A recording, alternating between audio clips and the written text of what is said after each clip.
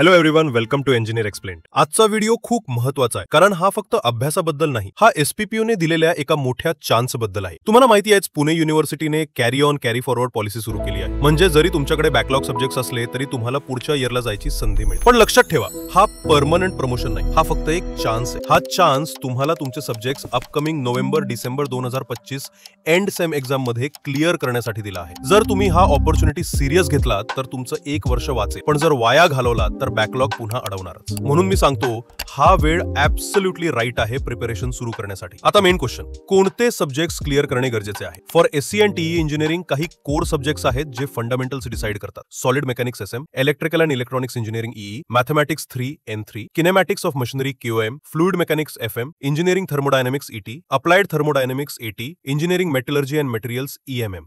हे subjects clear न केल्यास BE मध्ये स्मूथली जाता येणार नाही आणि डिग्री पण डिले होईल. म्हणून बॅकलॉग क्लिअर करणं कंपल्सरी आहे.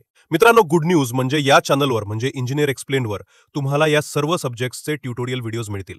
आता हे ट्युटोरियल्स नेहमीसारखे लॉंग बोरिंग लेक्चर्स नसतील. ते फक्त एक्झामसाठी जितकं महत्त्वाचं आहे तेवढंच असतील. जर टॉपिक इम्पॉर्टंट असेल पासिंगसाठी तो माझ्या व्हिडिओमध्ये असेल.